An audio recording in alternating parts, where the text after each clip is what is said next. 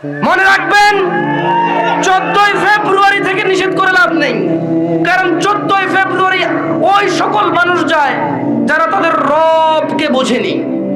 মনে রাখবেন, আমি আজকে রবের সাথে পরিচয় করে দিয়েছি এরা যদি মনে করে 14ই ফেব্রুয়ারি যাবে আর ওদের মৃত্যু হবে ওই অবস্থায়, আর তাদের কোনো ওলি মুর্শিদ আছে যে তাদের কবরে যাবে 14ই ফেব্রুয়ারির ওই নষ্টাপনা নোংরা অশ্লীলতার ওখানে গিয়ে তাদের কবরে গিয়ে কেউ তাদের রক্ষা করবে, ওলি আর মুর্শিদা আছে, আমি আর আপনি কি করতে পারি?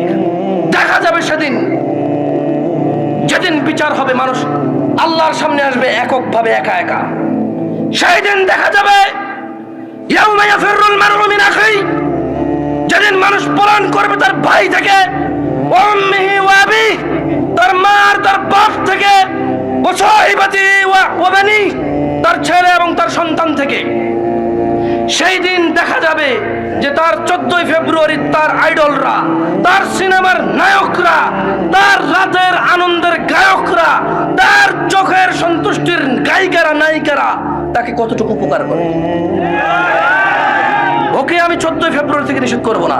আরে ওর ঈমানই নেই, ও মুশরিক, ও আল্লাহর সাথে শিরক করে। 14 ফেব্রুয়ারি কি আবার এখানে?